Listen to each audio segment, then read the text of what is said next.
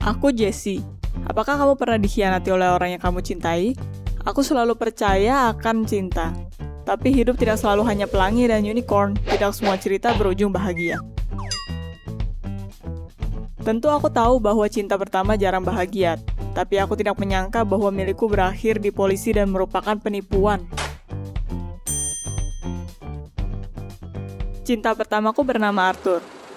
Kita bertemu di sekolah. Dia seorang gentleman dan memanjakanku. Kita jatuh cinta tapi putus setelah 2 bulan. 2 bulan yang tidak akan kulupakan. Aku sangat terluka dan merasa kehilangan. 4 tahun telah berlalu dan aku masih memikirkannya. Kita putus karena Arthur fokus belajar dan orang tuanya menentang hubungan kita. Keluarganya tidak begitu kaya. Mereka ingin Arthur menjadi seorang yang sukses dan di mata mereka aku adalah halangan. Mengapa aku begitu mudah menyerah? Sangat simpel. Suatu hari dia berkata, "Maaf, tapi kita tidak bisa bersama lagi." Dan begitu saja dia membanting pintu di depanku. Aku keluar dari rumahnya dengan histeris. 4 tahun telah berlalu sejak kita bertemu satu sama lain. Hatiku mulai sembuh. Aku menjalani hariku, membuat rencana, dan ingin pindah ke Eropa. Sampai suatu hari ketika aku sedang melihat berita di Facebook dan melihat notifikasi ulang tahun Arthur. Rasanya seperti tersambar petir. Aku melihat profilnya dan mulai melihat foto kita bersama. Aku dikuasai oleh kenangan. Pernahkah kamu rindu akan masa lalu? Aku memutuskan untuk pergi ke kafe favorit kita, memesan pasta favorit kita, lalu aku menerima telepon. Itu Arthur, dan dia mengundangku ke pesta ulang tahunnya. Aku terkejut dan berjanji akan mempertimbangkannya. Aku seperti mendapat kupu-kupu di perut, dan hatiku berdetak kencang. Arthur berkata, dia sudah lebih dewasa, menyadari kesalahannya, dan ingin memperbaiki keadaan. Aku setuju karena aku masih menyimpan perasaan untuknya, dan sangat ingin berjumpa lagi. Tapi tentu saja aku takut dia akan melukaiku lagi. Ketika saatnya tiba, aku memakai gaunku, memakai sepatu terbaikku, memanggil taksi dan merasa khawatir dan menuju ke pesta. Aku langsung melihat Arthur. Dia menunggu di depan. Rasanya 4 tahun tidak pernah terlewati. Dia memelukku dan aku merasa penuh kegembiraan. Kita masuk ke dalam rumah, musik terdengar dan suara tamu memenuhi ruangan. Aku melihat sekitar dan merasa tidak nyaman. Tapi Arthur berusaha membuatku merasa seperti di rumah. Dia memelukku dan mengajakku ke kamarnya supaya kita bisa bicara. Arthur menceritakan hidupnya tanpaku. Dia berkata itu masa yang sulit. Orang tuanya memaksa dia harus mendapat IP 4 untuk mendapatkan beasiswa. Dia bisa berkuliah dan memulai bisnis kecilnya. Dia memikirkanku setiap saat, dan setelah impiannya terwujud, dia tidak bisa berpisah dariku.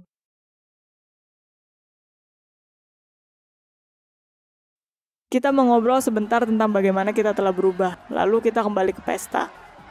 Aku melihat tatapannya. Setelah sekian lama, aku merasa sangat bahagia.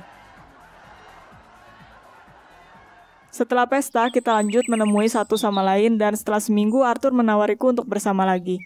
Orang tuanya tidak ikut campur akan hubungan kita lagi, dan kuliah telah selesai. Awalnya aku tidak mau memberitahu orang tuaku akan hubunganku dengan Arthur. Aku takut mereka akan marah. Mereka ingat bagaimana aku hancur dan sakit hati. Kita menikmati waktu bersama, kita belanja bersama. Arthur membawaku ke toko perhiasan dan menawariku untuk mencoba cincin dan anting.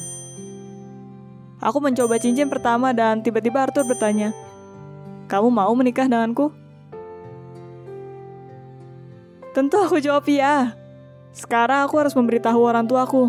Mereka terkejut akan peristiwa mendadak ini dan tidak berkata apa-apa, tapi mereka harus menerimanya. Tapi setelah beberapa saat Arthur berubah.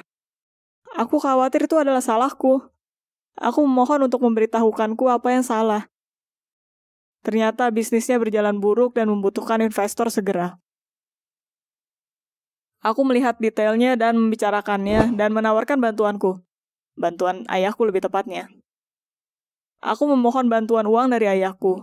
Aku berkata bahwa Arthur memiliki masalah dan dia membutuhkan sejumlah uang. Dia akan membayar kembali setelah dia mendapatkan kesempatan. Arthur langsung berfokus pada pekerjaan. Pekerjaannya rumit dan dia selalu sibuk dengan pekerjaan. Bahkan saat kita tertidur bersama, dia bergumam tentang bisnisnya. Aku merasa tidak nyaman. Ayahku setuju untuk memberikan uang. Malam itu kita mentransfer uangnya. Ayahku kembali tenang dan menyarankan untuk makan malam bersama, merayakan pertunangan kami dan untuk menguatkan hubungan kami. Dia ingin lebih mengenal Arthur. Sepanjang malam Arthur dan ayah bercanda bersama. Aku melihat mereka dan hatiku sangat gembira. Mereka sangat cocok. Tak lama setelah itu mereka disatukan oleh rekan bisnis ayahku. Paman Frank berkunjung dan menyerahkan dokumen. Ayah selalu memperlakukan ia seperti saudara dan bagian keluarga. Aku menyayanginya seperti pamanku sejak aku mengenalnya. Itulah mengapa ayah menyuruhnya untuk tinggal. Dia pulang malam hari dan mengantar Arthur ke kamar tamu.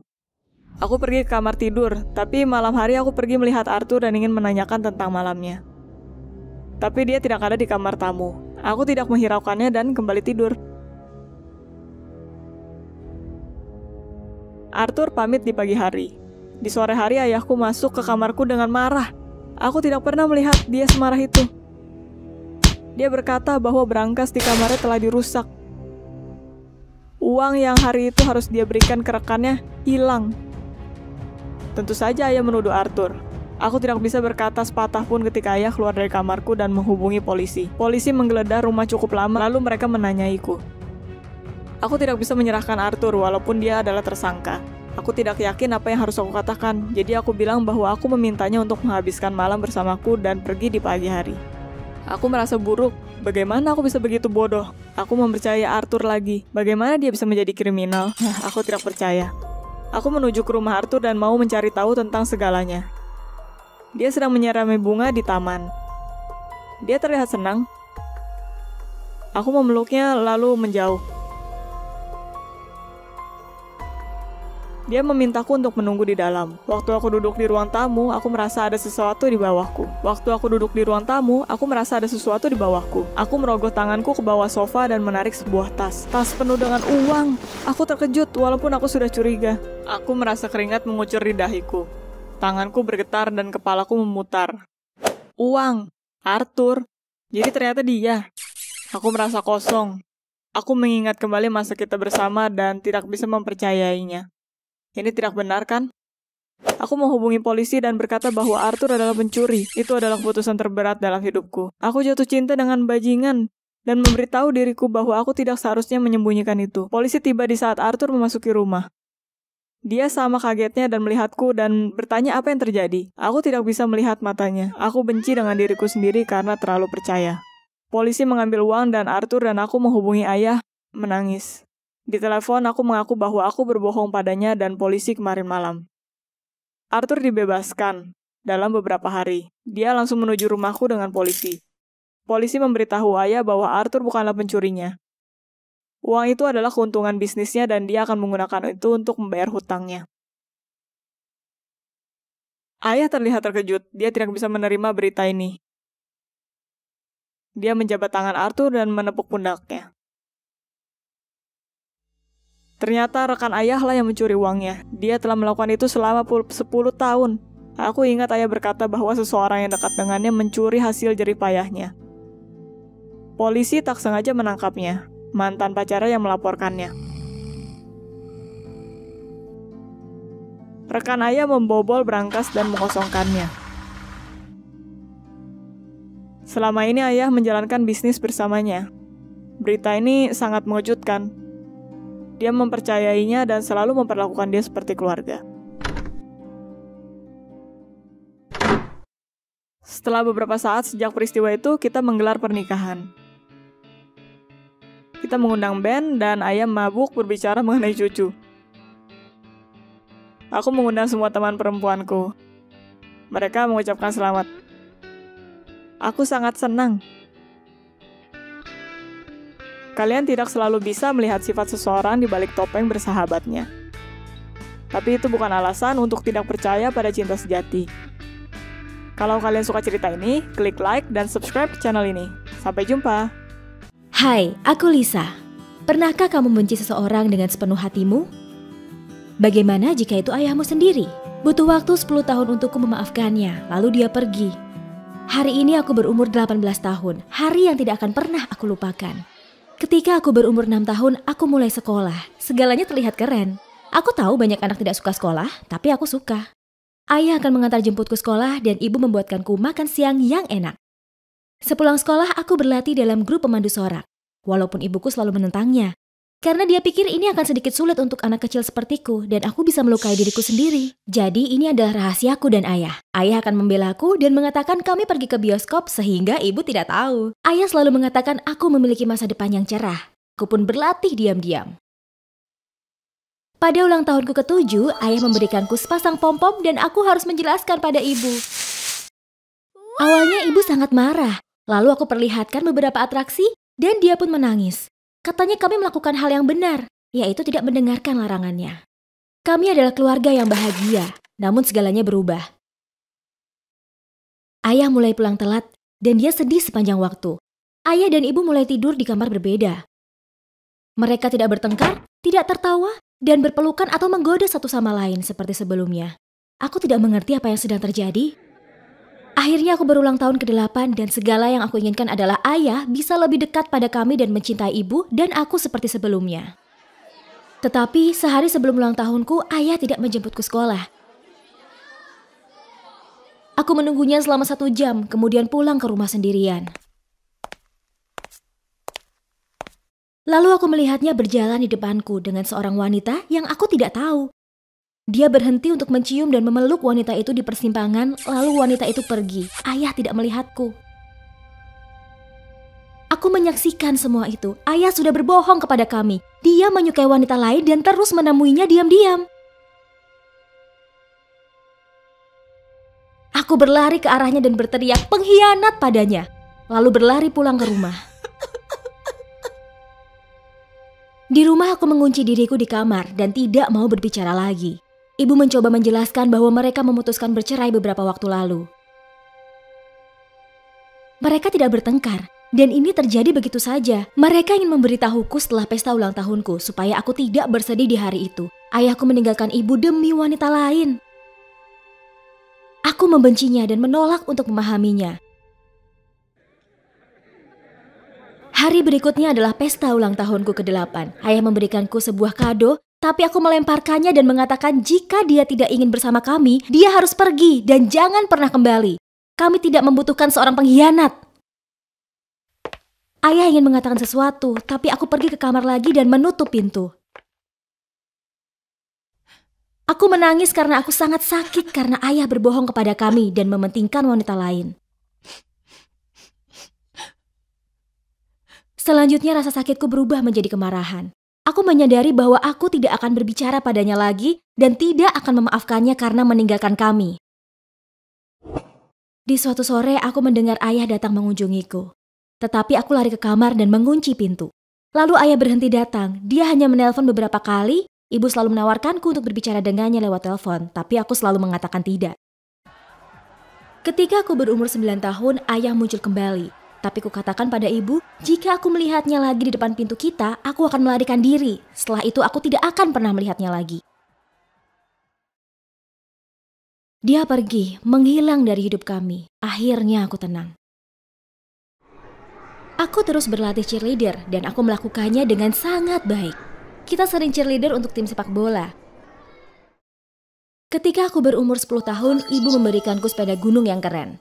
Ketika aku berumur 10 tahun juga, aku bertemu Nick di Facebook. Dia juga suka sepeda gunung, kita menjadi teman baik. Pertama kita membicarakan liburan dan segalanya. Kita bertukar pikiran dan perasaan soal apapun. Ketika aku berumur 11 tahun, aku pertama kalinya ikut lomba pemandu sorak. Tim kita juara 3. Tapi untuk pemula, ini hasil yang luar biasa, kata pelatih. Aku mulai berlatih lebih giat, dan tahun berikutnya kita menang.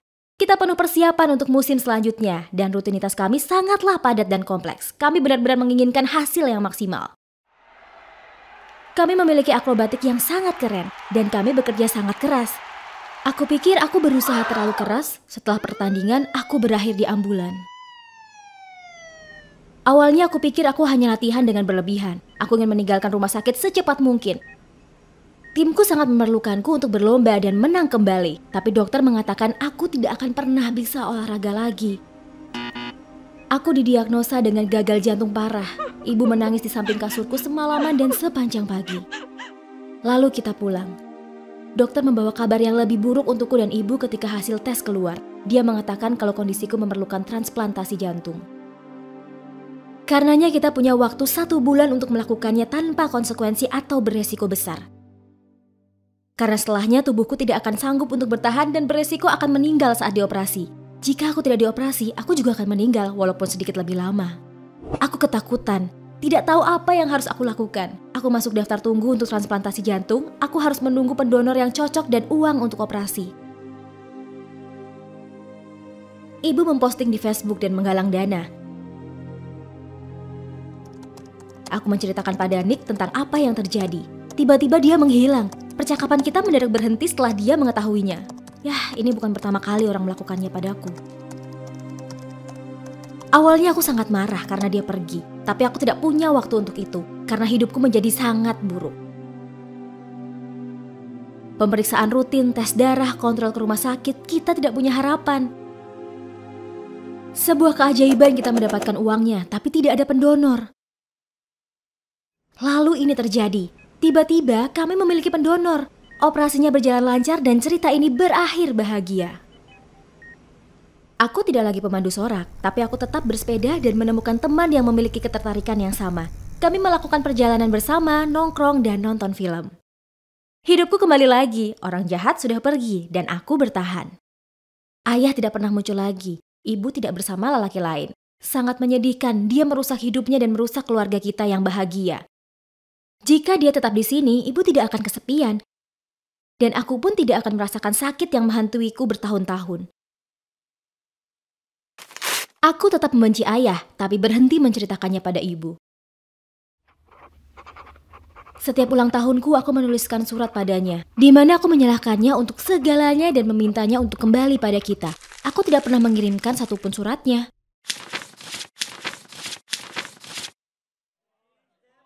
Hari ini adalah ulang tahunku. Aku 18 tahun. Kali ini aku memutuskan untuk tidak menulis apapun pada ayah. Kupikir sudah cukup. Pada ulang tahunku, aku bersyukur memiliki keluarga dan teman yang selalu ada di sini selama 10 tahun. Dan tidak ada pengkhianat di hidupku. Dan aku mengatakannya ke semua orang.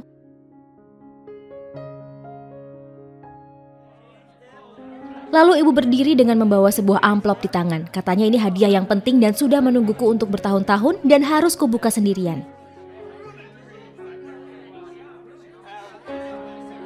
Namun aku tidak bisa menunggu hingga pesta selesai dan tamu pulang. Aku lari ke kamar untuk membuka amplop misterius berisi surat yang mengatakan, "Hai Lisa, ini ayah. Aku sangat merindukanmu. Selamat ulang tahun ke-18. Aku harap kamu sehat luar biasa. Aku tahu kamu masih marah padaku setelah apa yang terjadi 10 tahun lalu. Tapi kamu tidak pernah memberikanku kesempatan untuk menjelaskannya. Jadi kumohon baca surat ini sampai selesai." Ah, sial. Dia membaca pikiranku. Dan dia tidak ingin meninggalkan kami. Iya deh, aku baca. Aku lakukan karena ibu memintaku ya.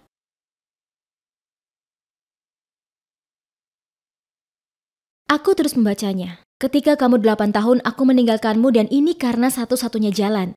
Setengah tahun yang lalu, aku dan ibu sadar kalau kita tidak saling mencintai satu sama lain seperti sebelumnya. Aku bertemu cinta monyetku dan kami jatuh cinta lagi seperti remaja. Ketika aku mengetahui dia sekarat karena kanker darah, aku ingin untuk menghabiskan waktu sebanyak-banyaknya dengannya dan sebisa mungkin. Ibu dan ayah berencana untuk berpisah ketika kamu lebih tua, tapi ini terlalu cepat. Kamu belum siap untuk menerima situasinya. Aku mengerti dan tidak memaksamu untuk memaafkanku. Tapi aku tidak pernah meninggalkanmu. Ingat sepeda kado ulang tahunmu ke-10? Dan Nick, lelaki yang kamu ajak ngobrol? Maafkan aku, itu adalah aku. Ya, aku berpura-pura karena kamu tidak akan bicara padaku. Ibumu tahu, jangan marah padanya. Dia mencintai dan mendoakan. Aku pergi ke setiap perlombaanmu dan hadir ketika kamu dibawa ke rumah sakit. Ibumu dan aku mulai mengumpulkan donasi untuk operasi. Aku menjual mobil dan rumahku. Sekali lagi aku ada di dalam situasi di mana seseorang yang aku cinta berada dalam masalah besar. Cinta monyetku di masa kecil sudah meninggal, tapi aku tidak bisa kehilanganmu juga. Ketika ibumu mengatakan dia berpikir untuk memberikan jantungnya jika tidak ada pendonor, aku memutuskan seharusnya itu aku yang memberikan jantungku kepada orang terpenting di hidupku. Iya, ini jantungku yang berdetak padamu, Lisa. Inilah kenapa Nick tidak berbicara padamu dan aku tidak mengganggumu dengan kehadiranku.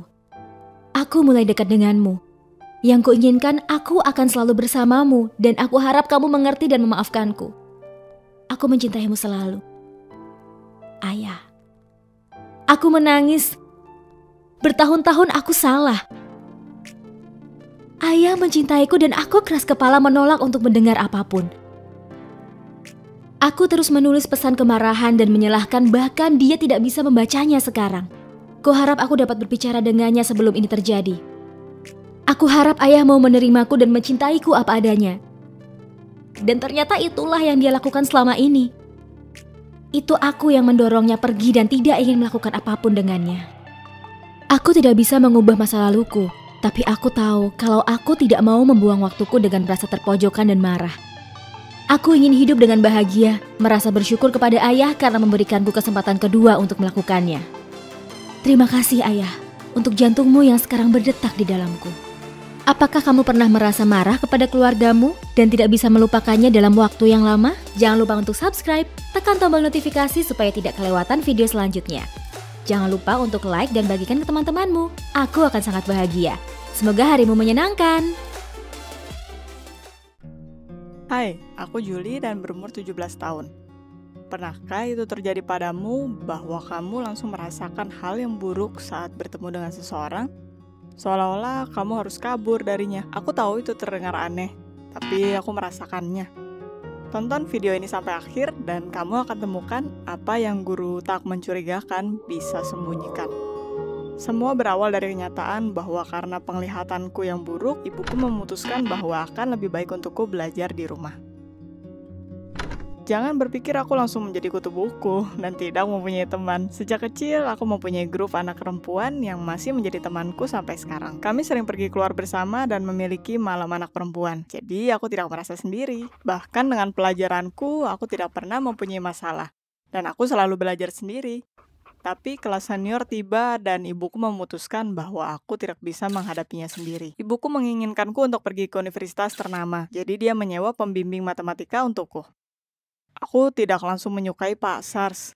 Dia terlihat pucat dan gugup, dan materialnya dijelaskan dengan suara yang rendah. Ketika ibuku melewati kami, dia bahkan berkedip dan seketika mulai merona. Tapi secara umum dia adalah guru yang membosankan, yang menyiapkanku untuk ujian. Pernahkah kamu tidak menyukai seseorang pada pandangan pertama? Hampir setiap setelah pelajaran, aku memberitahu ibuku untuk memecat Pak Sars dan mengirimnya keluar dari rumah. Tapi dia bersikeras bahwa aku harus belajar dengan giat untuk ujianku, jika aku ingin berhasil melewatinya dengan sukses dan pergi ke universitas karena pendidikan sangatlah penting. Dia selalu berkata bahwa karena dia tidak pernah mendapat kesempatan untuk lulus kuliah sebelumnya, jadi dia melakukan apapun yang dia bisa untuk memastikan itu tidak terjadi padaku. Tentu saja aku setuju dengan ibuku, belajar itu penting. Tapi guru yang tidak menyenangkan ini membuatku tidak nyaman dan ibuku bertingkah aneh. Suatu waktu aku berlari ke taman dekat rumah kami, tapi aku lupa membawa botol minumku. Aku harus kembali dan ketika aku mendekati rumah, aku melihat sesuatu dari kejauhan yang ingin aku hapus dari ingatanku selamanya. Ibuku mencium Pak Guru Sars. Dan dia masuk ke mobilnya dan pergi. Aku hanya tidak mengerti apa yang terjadi. Ibuku dan Pak Sars, bagaimana ini bisa terjadi? Pikiran pertamaku adalah menghampiri ibuku dan bertanya tentang segalanya. Tapi aku tidak melakukannya. Aku memutuskan aku tidak akan memberitahu ibuku apapun dan aku akan mulai mengawasi mereka. Aku hanya tidak bisa percaya ibuku berkencan dengan guru matematika yang menjijikan. Aku harus mengetahui seberapa serius itu. Aku mulai memperhatikan Sars dan ibuku, dan aku menemukan polanya. Ketika aku meninggalkan rumah, mereka seketika bertemu dan berbincang manis bersama, seperti burung merpati. Tapi ketika aku belajar di rumah dan belajar, mereka bertingkah seperti orang asing. Ini membuatku sangat marah. Aku ingin memberitahu mereka di depan wajah mereka, tapi pikiranku akan ibu menghentikanku. Aku mengerti bahwa setelah ayah meninggalkan kami, ibuku ingin memulai hubungan baru dan dicintai. Tapi guru ini membuatku curiga. Jadi aku ingin menjebaknya. Mungkin dia bukan seperti yang dia katakan. Jadi aku punya rencana. Selama salah satu pelajaran kami, aku mengenakan pakaian yang terbuka. Dan ibuku pergi ke toko tepat pada waktunya. Semua berjalan sesuai rencana. Aku mencoba dengan berbagai cara untuk mendekati sang guru, menggodanya, tapi dia tidak menanggapi provokasi ini, dan bahkan takut dengannya. Ketika aku duduk lebih dekat, dia langsung menjauh dan berulang kali mengusap keringat dari dahinya. Aku bisa melihat bahwa dia gugup, dan terus melihat jam tangannya, menjauhi pandanganku. Setelah percobaan gagal untuk menggodanya, aku memutuskan untuk mengikutinya, untuk mencari tahu apa yang dia lakukan di luar rumah. Tapi setelah mengamati pergerakan pasar untuk beberapa hari, sayangnya aku tidak melihat hal yang mencurigakan. Tambahnya lagi, dia adalah guru untuk beberapa keluarga lainnya. Dan setelah kerja, dia pergi ke toko dan ke rumah. Itu saja. Aku sedikit kecewa. Aku sudah menyerah dan berencana untuk memberitahukan ibuku. Aku bahkan menyiapkan pidato yang membuktikan kenapa mereka adalah pasangan yang buruk dan kenapa aku tidak mau mereka berkencan. Tapi ketika aku menuruni tangga, ibu berkata dia punya kejutan untukku. Awalnya aku sangat senang, tapi kemudian ibuku bergeser. Dan di belakangnya duduk sang guru. Dan dengan canggung melambai kepadaku. Sekarang aku benar-benar tidak mengerti apa yang terjadi. Kejutan ini membuatku panik. Tapi kemudian ibuku dengan senang berkata bahwa mulai sekarang dia akan tinggal dengan kami. Ini adalah kekesalan terakhirku. Aku berputar dan membanting pintu kamarku. Dan apa yang kamu rasakan ketika lelaki baru dari ibumu muncul di rumahmu yang merupakan orang asing untukmu? Aku sangat marah dengan ibuku. Bagaimana dia bisa melakukan ini denganku? Ini tidak adil untuknya. Karena kita selalu berbagi tentang segalanya. Jika dia menyukainya, kenapa dia tidak langsung mengatakannya? Aku tidak membiarkan ibu ke kamarku dan merencanakan serangan, dan tidak memiliki pelajaran lainnya dengan Pak Sars. Hanya melihatnya di kamar mandi atau di lorong membuatku marah. Jadi aku duduk di kamarku untuk beberapa hari dan tidak beranjak. Ini adalah hidupku di mana semuanya berjalan baik. Aku tidak memiliki Pak Sars yang aneh di sini, yang pastinya memiliki sesuatu. Tapi aku tidak bisa menebak apa itu. Setelah sekian lama, aku mulai menerima kenyataan bahwa ada orang baru di rumah kami. Tapi aku tetap tidak menyukainya dan aku sering mengacuhkannya. Karena pekerjaannya, dia sering pergi dari rumah. Jadi itu bisa ditoleransi. Ketika kita ada di rumah, dia membersihkan rumah, memasak, seperti dia akan pindah besok. Tapi di saat yang bersamaan, dia sangat aneh. Dia tidak memiliki banyak barang, seolah dia akan pindah esok hari. Tapi ibuku bahagia dan melihatnya dengan pandangan penuh cinta. Itu menghancurkan hatiku. Itu terjadi sampai aku menyadari kenapa dia bertingkah seperti ini. Suatu kali aku pergi ke pesta ulang tahun teman dan menginap.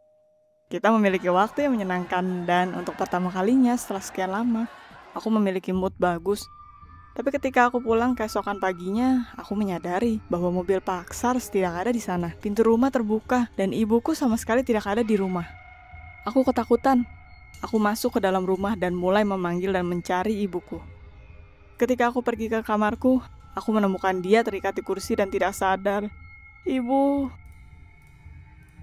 Aku mulai melepaskan ikatannya. Seketika memanggil ambulans dan kami pergi. Ibuku hampir tidak bernapas. Aku sangat khawatir tentangnya dan takut akan kehilangannya. Aku duduk di koridor dan tidak bisa melihat apapun di sekitarku. Dokter keluar dan memberitahuku apa yang terjadi. Di momen itu aku bahkan lupa tentang SARS dan tidak berpikir tentang kemana dia telah pergi. Akhirnya dokter keluar dan berkata bahwa ibuku meminum terlalu banyak obat tidur dicampur dengan alkohol. Jadi dia harus tinggal di rumah untuk beberapa hari. Dia mengingatkanku jika sesuatu seperti ini terjadi lagi, itu bisa berakhir buruk. Dan dia beruntung aku menemukannya tepat waktu. Itu jelas bukan tentang ibuku. dan aku mulai menduga SARS terlibat dengan ini. Ketika kami tiba di rumah, aku mulai menanyai ibuku apa yang telah terjadi. Tapi dia sangat lemah dan tidak mengingat apapun, hanya bahwa mereka memutuskan untuk memiliki makan malam romantis dengan SARS. Semua berjalan baik, dia mencium ibu, mereka meminum wine, mungkin dia menggunakan sedatif secara rahasia dan untuk lebih yakin, mengikatnya. Aku tidak bisa percaya bahwa ibuku diperlakukan seperti ini. Dan lalu aku ingat bahwa ada kamera pengintai di sisi jalan rumah kami, dan aku bisa melihat apa yang dia lakukan. Ketika aku melihat rekamannya, aku marah. Ketika ibuku pingsan, dia mengambil semua perhiasan, uang, dan peralatan elektronik. Dia merampok kami. Aku marah. Sekarang aku menyadari bahwa ketika dia bertingkah aneh dan membersihkan semuanya, dia sedang mempelajari di mana semuanya terletak. Ternyata dia merampok beberapa wanita malam itu. Jadi keesokan harinya, kita melaporkannya ke kantor polisi dan mereka membuka kasus untuk menangkapnya. Ibuku depresi karena sekarang akan lebih sulit untuknya terbuka pada laki-laki dan mencari cinta. Aku mendukungnya dalam segala cara dan selalu ada di sana untuknya. Tapi aku terbakar amarah pada si aneh itu. Aku menginginkannya tertangkap dan dihukum, dan aku berharap mereka akan berhasil. SARS tidak memperhitungkan segalanya, jadi polisi melacak penampilannya di kamera dan membuat sketsa, dan ibuku dan aku berusaha mendeskripsikannya seakurat mungkin. Kita memberikan polisi semua barangnya dan ada harapan bahwa keadilan akan ditegakkan. Ibuku dan aku mulai melupakan itu sedikit demi sedikit, dan ibuku merasa lebih baik. Kita tidak mencari pembimbing lagi, tapi bukan karena takut, aku hanya memutuskan bahwa aku bisa menghadapinya sendiri. Jika kamu pernah menghadapi penipuan, maka tulis tentang hal itu di komentar.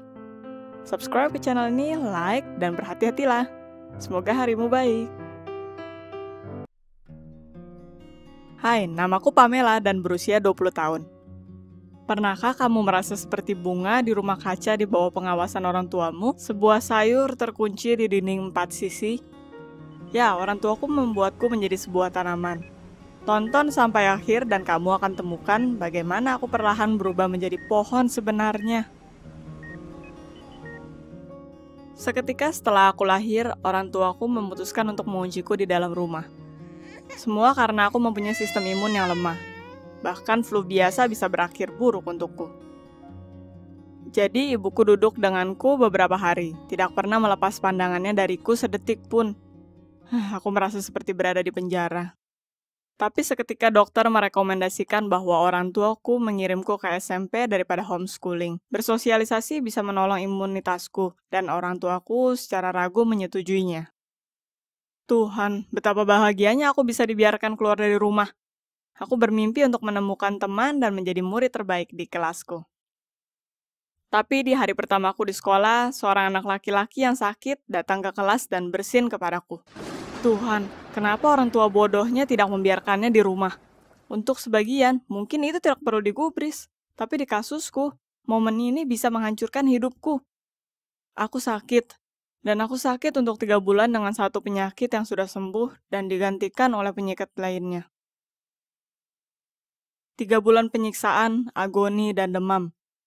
Dan sementara itu, aku didukung oleh pikiranku bahwa aku akan segera kembali ke sekolah. Pernahkah mimpimu muncul di depan matamu? Pernahkah kamu mendapatkan takdir yang menjatuhkanmu? Aku terlalu muda untuk ini, dan tetapi penderitaanku berakhir. Aku dibebaskan, tapi sesuatu yang lebih buruk dari IVS dan suntikan sedang menungguku. Orang tuaku memutuskan bahwa aku tidak akan pergi lagi ke sekolah dan memindahkanku ke homeschooling. Mereka memutuskan bahwa dunia luar terlalu berbahaya untuk tubuhku. Aku sesegera menyadari bahwa aku tidak bisa memenangkan pertempuran ini dan aku menerimanya. Berhenti, tapi tidak menyerah. Aku memutuskan untuk mendedikasikan diriku untuk pengobatan, untuk mempelajari bagaimana memperkuat sistem imunku yang lemah dan bisa keluar dari penjara ini. Aku belajar dengan giat, melewati semua ujian dengan baik, dan yang paling penting, menutup kekhawatiran orang tuaku.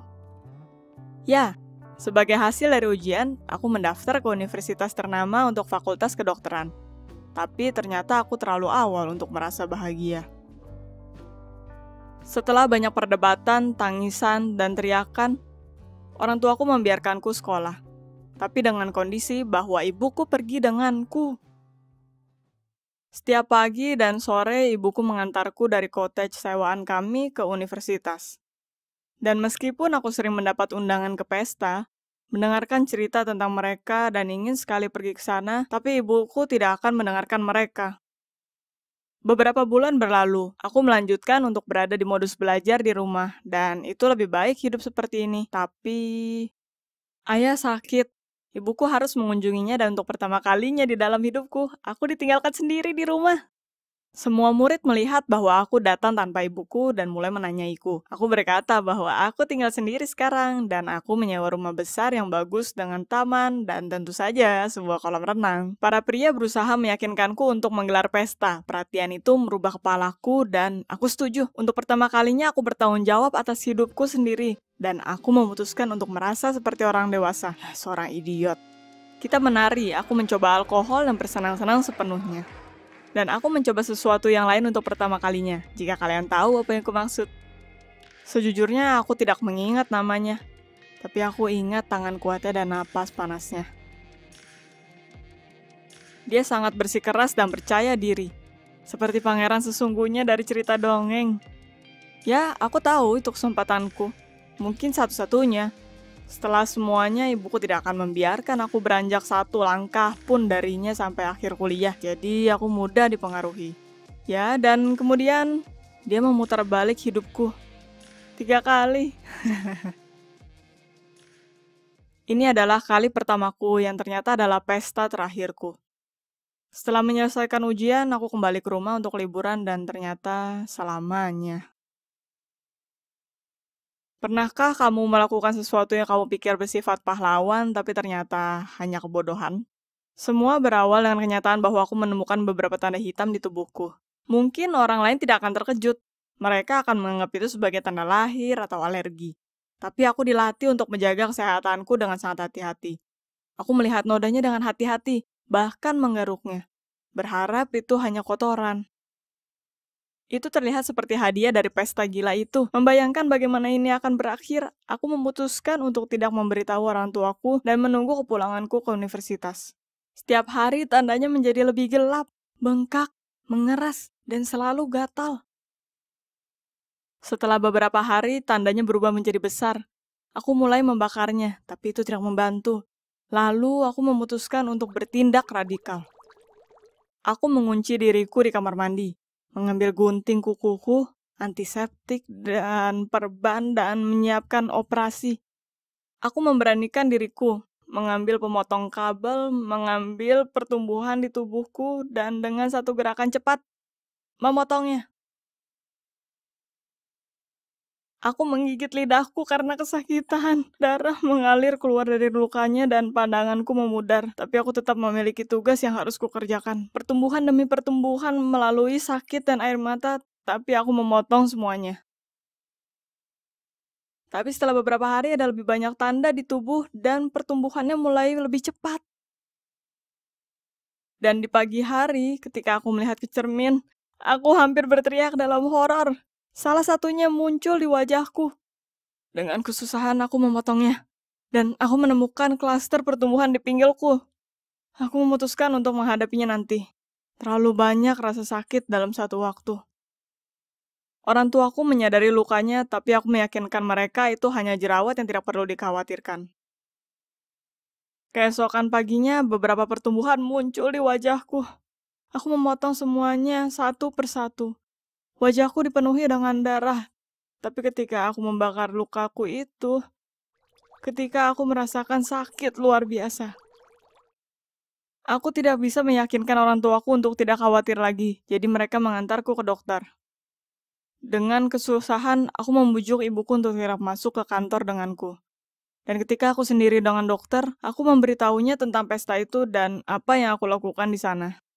Ketika dokter melihat yang bertumbuh di pinggulku, dia tidak bisa menahan rasa mualnya.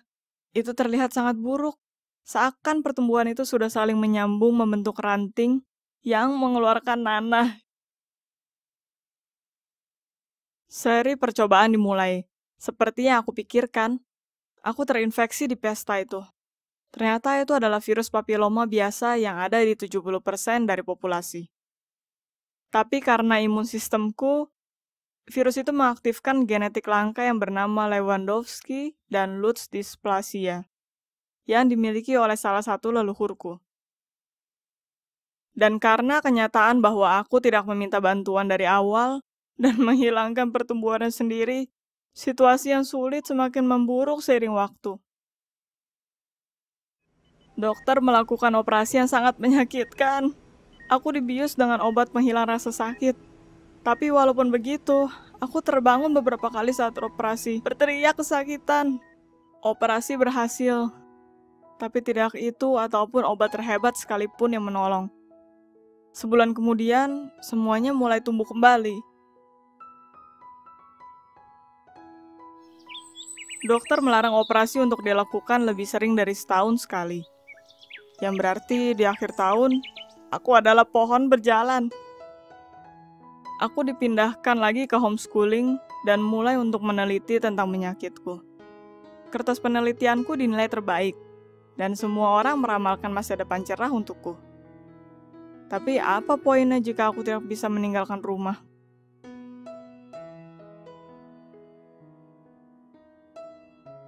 Tapi orang tuaku dan aku menemukan kesamaan, dan aku bisa melakukan apapun. Tapi operasi hanya sekali setahun dan pertumbuhannya berkembang dengan cepat. Jadi orang tuaku mencapai goal mereka. Aku tetap menjadi tumbuhan rumah mereka.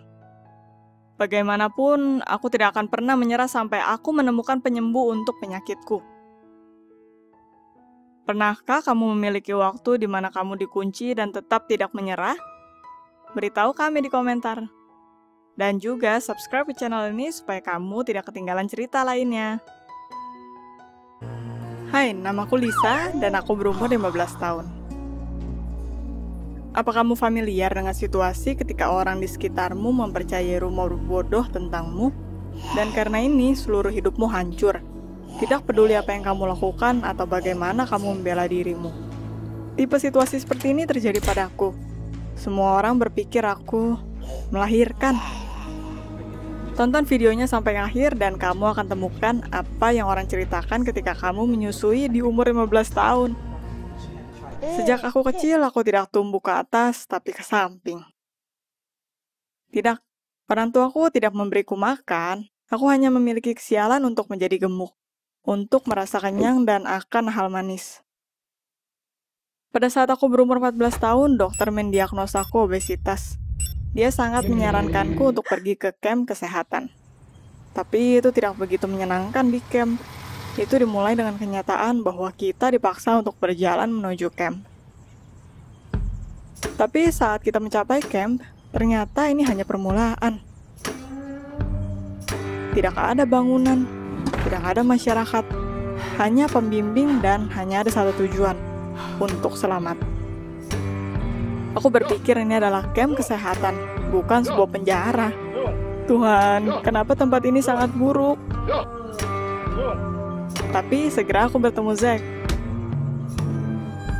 Zack tidak meninggalkanku dan menolongku. Aku mulai mengenalnya lebih baik. Ternyata kita berasal dari sekolah yang sama. Dia hanya setahun setengah lebih tua, dan kita tidak mengenali satu sama lain sebelumnya. Pernahkah kamu bertemu seseorang yang kamu panuti dan seketika berpikir, ini adalah kesempatanku, dan aku tidak akan melewatkannya? Zack dan aku mulai berkencan. Waktu berlalu dengan cepat. Tugasku selesai dan Zack masih harus mengambil kursus tentang bagaimana menjadi populer. Aku sangat takut dia akan melupakanku, atau bertemu gadis lain yang melebihiku. Ketika aku pulang ke rumah, aku menyadari mengapa mereka berkata, jika kamu ingin menurunkan berat badan, jatuh cinta. Aku hampir berhenti makan, menghitung menit sampai pertemuan kami. Setelah sekian lama, Zack menelepon. Dia mengajakku berkencan. Oh Tuhan, akhirnya. Aku mengenakan dress terbaikku, menata rambut terbaikku, dan make up. Semua untuknya. Kita bertemu. Selama waktu ini, posturnya sedikit lebih tegak dan kepercayaan dirinya meningkat. Tapi seketika setelah kita bertemu, kita mendengar tawa. Tawa menjijikan. Mereka adalah bully dari sekolah. Apa? Apa aku lupa untuk memberitahumu tentang mereka sebelumnya? Oh, para pria ini telah membuli aku tentang berat badanku sejak SMP. Tapi aku belajar untuk berdiri tegak dan tidak pernah memperhatikan mereka. Bagaimanapun juga, itu adalah tes sesungguhnya untuk Zack. Walaupun aku turun berat badan, aku masih dipanggil gemuk di sekolah. Itu mempengaruhi Zack.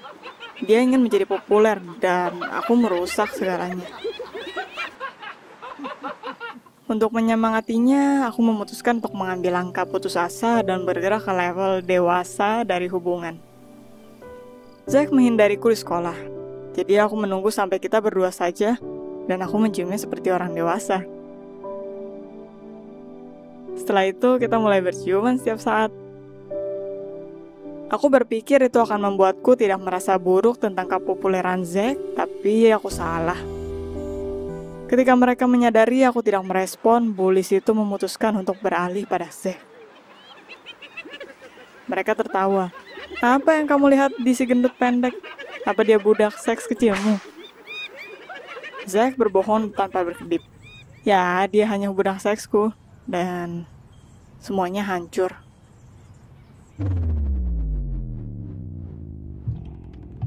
Bullies memiliki penghargaan terhadap Zack. Lalu dia akhirnya menyadari mimpinya dan menjadi populer. Aku tidak bisa tahan dan meninggalkannya. Zack takut kehilangan popularitasnya dan berkata pada semua orang bahwa dia meninggalkanku setelah memergokiku selingkuh. Aku terbiasa untuk mengacuhkan penghinaan, tapi aku tidak mengharapkan ini dari Zack. Dia menghancurkan hatiku. Di rumah, berita menantiku. Ibuku hamil. Ternyata saat aku di camp, orang tuaku tidak menyia-nyiakan waktu kosong. Ya, aku menulis rutinitas membosankan sekolah, rumah, sekolah lagi. Untuk membuat ibuku bahagia, ayahku terus-menerus membawa berbagai manisan ke rumah. Bagaimana kamu menghadapi stres? Aku melakukan hal yang paling kukuasai. Mencuri manisan ibu dan memakannya. Suatu hari di sekolah, salah satu dari bullies berkata, "Hei, Lisa kelihatannya hamil dengan pria yang dia selingkuhi. Lihat bagaimana dia membengkak." Dan Zack itu lagi. Mereka berhasil menemukan bagianku yang terluka. Dan aku mulai makan karena stres, yang membuatku lebih gemuk dari semula. Segera aku dipanggil ke kepala sekolah dan dia menanyaiku sesuatu. "Lisa, ada rumor bahwa kamu hamil. Apa itu benar? Ini adalah yang terakhir untukku." Aku langsung melakukan diet ketat dengan jumlah kalori minimum sekuat tenaga. Pada saat musim panas, aku mulai melakukan olahraga di belakang rumah seperti di camp. Dan segera ibuku melahirkan adik perempuanku Nancy.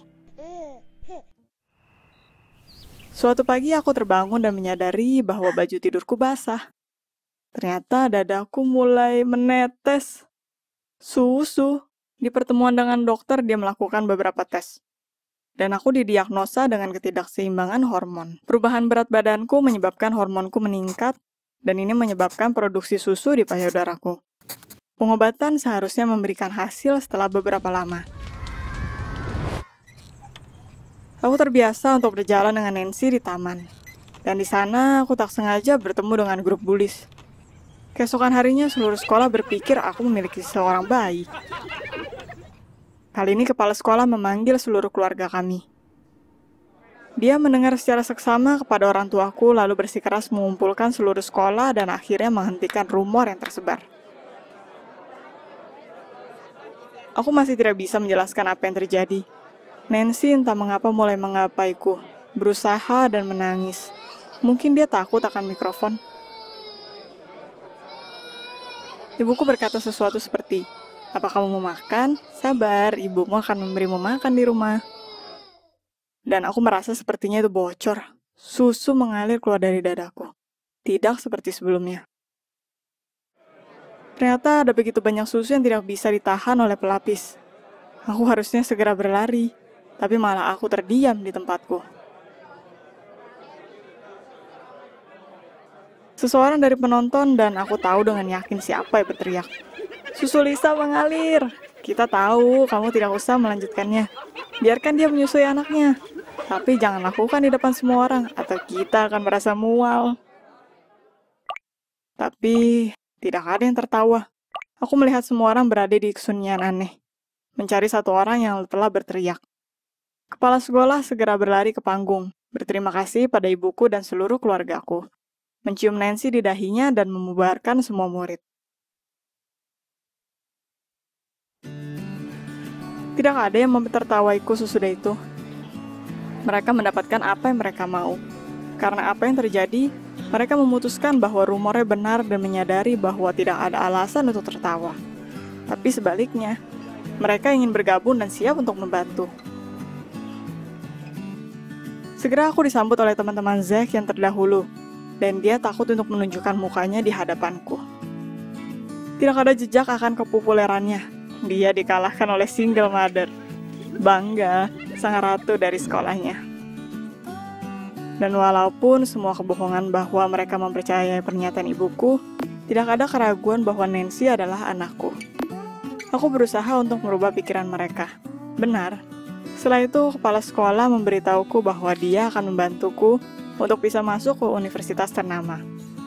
Ternyata dia masih malu akan kejadian di atas panggung. Aku menyerah. Orang akan mempercayai apa yang mereka ingin percaya. Bahkan rumor paling bodoh yang diakui karena kebetulan. Dan jika ia persetan dengan semua orang ini dan gosip mereka.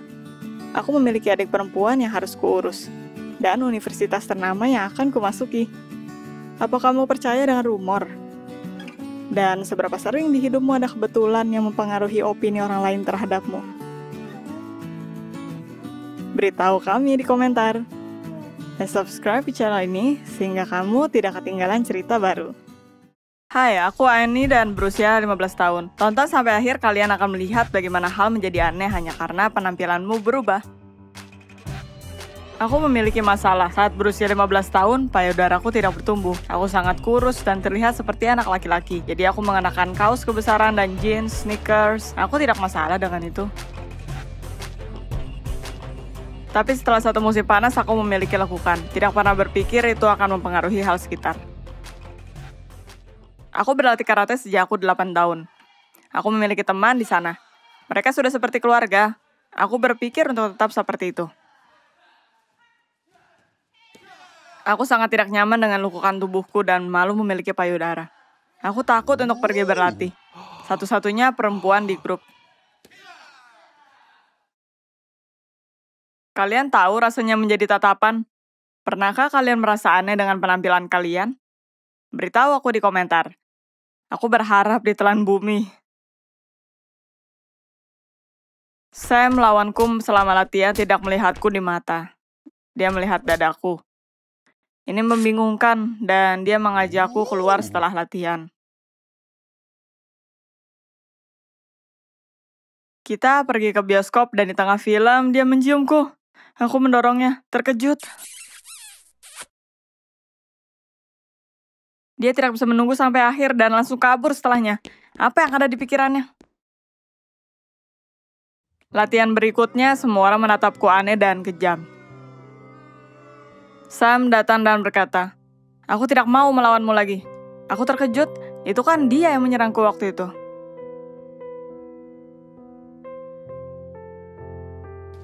Tidak ada yang mau melawanku. Aku berlatih sendiri. Aku sedih dan patah hati.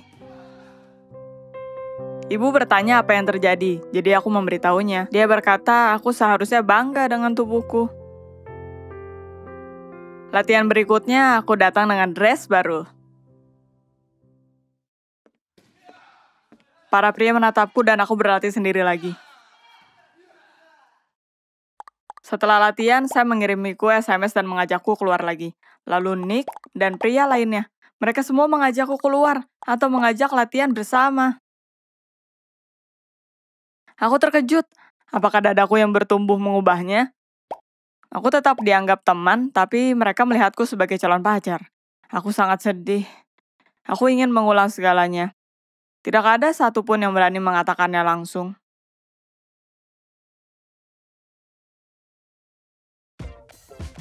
Keesokan harinya aku ada di bioskop jam 6 sore, sembunyi di balik pilar. Pertama-tama ada Sam, lalu Nick, dan yang lain. Aku tertawa melihat mereka menjelaskan kenapa mereka ada di sana. Aku sebenarnya menyetujui ajakan mereka semua, dan mereka tidak tahu. Mereka bertingkah seolah mereka ingin nonton bioskop. Lalu aku keluar dari persembunyianku. Mereka terlihat kebingungan. Nick yang bertanya mengatakan, "Oh, hai Ani, mau gabung?" Aku tersenyum. Jangan bertingkah seolah ini kebetulan. Satu persatu mengajakku keluar. Kalian menertawaku dan ingin berpacaran denganku. Mereka merasa bersalah. Kalian bertingkah normal lagi atau aku akan mempost foto berjudul Grup Kencan Ani dan SMS kalian. Kita lihat siapa yang tertawa. Ini kebingungan tapi meminta maaf dan yang lain juga. Sam yang terakhir. Dia minta maaf karena sudah berbohong bahwa aku memukulnya di bioskop. Dan bukan hanya itu mengapa semua orang menghindariku. Lucu bagaimana aku hampir kehilangan temanku karena dadaku. Pernahkah kalian merasa berbeda saat penampilanmu berubah? Bagaimana reaksimu? Jika kalian mau lebih banyak yang melihat video ini, jangan lupa like, subscribe, dan tekan tombol loncengnya supaya kalian tidak ketinggalan video berikutnya. Hai, aku Claire dan berumur 16 tahun. Pernahkah kamu keliru tentang seseorang? Aku akan bercerita tentang bagaimana aku keliru pada saudara perempuanku. Tonton sampai akhir dan kamu akan melihat bagaimana terkadang sulitnya untuk mengenal seseorang, bahkan jika itu orang terdekatmu. Keluargaku biasa-biasa saja. Ibu adalah ibu rumah tangga, ayah bekerja sebagai polisi. Aku memiliki kakak perempuan, Kate. Dia 26 tahun. Dia tidak begitu gaul dan masih single. Dia baru saja sembuh dari depresi dan pacaran bukan hal yang dia inginkan sekarang. Aku sangat sosial, bergaul dengan banyak teman. Sesekali aku diundang ke pesta. Lelaki itu, Mark, aku tidak menyukainya. Dia dulu menyukai Kate dan dia menolaknya. Setelah Mark menyebarkan rumor bahwa Kate seorang psycho, aku tidak menghiraukannya, tidak ingin mengacaukan kesenanganku. Kita loncat ke kolam renang, itu luar biasa. Tapi lalu Mark berkata, kita tidak seharusnya berenang di situ karena sesuatu buruk yang terjadi di situ 10 tahun lalu. Aku mengira dia hanya bercanda seperti biasanya. Dia terlihat terluka dan berkata, jika aku tidak mempercayainya, aku bisa bertanya pada kakakku karena dia... Lalu dia terdiam. Aku bingung. Beberapa anak mulai berbisik. Beberapa sepertinya tahu tentang kakakku. Aku tidak mengerti apa yang terjadi. Kesenanganku terganggu, jadi aku pulang, berusaha untuk tidak memikirkannya. Keesokan harinya aku bertanya santai pada Kate tentang rumah dengan kolam renang dan apa yang terjadi 10 tahun lalu. Dia memucat dan berkata dia tidak pernah ada di sana dan tidak tahu apapun. Aku curiga dan kebingungan. Pernahkah kamu berpikir relatifmu mungkin berbohong? Tulis cerita kalian di komentar. Aku menemukan artikel di internet tentang rumah itu dan terkejut. 10 tahun lalu, pria bernama Dave meninggal di sana. Dia berumur 16 tahun dan ditemukan meninggal di kolam renang pagi harinya. Itu dinyatakan sebagai kecelakaan. Aku bertanya pada ibu tentang Dave. Dia tidak pernah bohong dan aku berharap dia bercerita padaku. Dia menjadi sedih dan berkata tidak mau membicarakan mimpi buruk itu. Dan akhirnya terungkap. Dave dan Kate berpacaran saat itu terjadi. Wow, kenapa Kate menyembunyikan hubungannya dengan Dave dan berbohong, tidak pernah mengunjungi rumahnya? Aku kembali ke rumah itu untuk mencari tahu. Tetangga berumur tua menceritakan semuanya. Malam itu ada banyak keributan dari pesta. Dia tidak bisa tidur dan mengingat semuanya dengan jelas. Pertama ada teriakan, lalu suara hantaman, lalu percikan air dan teriakan lelaki. Berhenti, tolong, jangan, cukup. Keesokan paginya mayat anak laki-laki ditemukan di kolam renang. Pacarnya mengaku sebagai pembunuh, tapi ayahnya adalah seorang polisi. Jadi itu tertutupi dan dia selamat. Aku terkejut. Sepertinya kakakku adalah perempuan itu. Apa Kate benar-benar membunuh Dave dan ayah membantunya supaya tidak diadili? Kakakku tidak mungkin melakukannya. Atau aku keliru tentang selama ini. Aku memutuskan untuk menghubungi temanku. Dia membantuku dalam pelajaran sejarah dan aku tahu dia dulu teman Kate. Tapi ketika dia datang untuk mengajar, dia menghindarinya. Dia mungkin tahu sesuatu. Aku bertanya tentang kematian Dave dan kakakku. Dia menutup telepon seketika dia mendengar itu. Aku semakin takut. Aku sangat bingung. Siapa yang harus kupercaya? Apakah kakakku seorang pembunuh dan ayah menutupinya? Rahasia apa lagi yang mereka simpan? Apa aku tahu mereka? Haruskah aku menghubungi polisi? Ironisnya, aku ingat perkataan Mark. Tanya kakakmu. Benar, aku harus berhenti bergosip. Aku harus mencari kebenaran yang sesungguhnya. Aku memutuskan untuk bicara dengan Kate dan memintanya untuk mengatakan yang sebenarnya atau aku tidak akan bisa mempercayainya. Dia menangis dan menceritakan kisahnya. Dia berpacaran dengan Dave. Pada saat pesta, dia minum terlalu banyak dan mulai menggodanya. Walaupun dia tahu kakakku belum siap untuk langkah lebih jauh. Mereka ke kolam renang untuk bicara. Dia berusaha untuk merobek baju kakakku. Kate menamparnya. Dia kehilangan keseimbangan dan jatuh ke kolam. Dia tertawa dan menyebutnya bajingan. Kate tersinggung dan pergi ke pintu. Dave berteriak, "Jangan, berhenti, cukup." Dan waktu dia ingin keluar, dia terpeleset dan meminta Kate mengulurkan tangannya. Dia berpikir Dave akan melakukan sesuatu, lalu Kate pergi. Dan paginya Dave ditemukan meninggal. Mungkin karena dia terlalu mabuk untuk keluar kolam, jatuh tertidur dan tenggelam. Kate merasa bersalah, jadi dia pergi ke polisi dan mengaku bersalah. Tapi mereka tahu itu adalah kecelakaan dan membebaskannya. Ayah bahkan tidak ada di kota saat itu terjadi dan sangat ketakutan saat tahu apa yang terjadi. Kate memiliki waktu sulit setelahnya. Dia merasa depresi, tidak bisa memaafkan dirinya karena pergi malam itu. Beberapa orang masih belum memaafkannya. Aku merasa bersalah untuknya. Sekarang aku tahu kenapa dia menghindari hubungan. Sesuatu terjadi. Tapi kalian tidak seharusnya percaya pada gosip yang kalian dengar. Pernahkah kamu menjadi korban gosip dan rumor? Like cerita ini supaya banyak orang yang melihatnya di YouTube. Subscribe ke channel kita untuk video baru lainnya. Selalu percaya dengan orang yang kalian cintai. Hai, nama aku Kristi. Kamu pernah punya banyak uang di tanganmu? Mungkin kamu dapat harta warisan yang banyak? Atau hadiah dari teman kamu yang kaya? Ini terjadi padaku.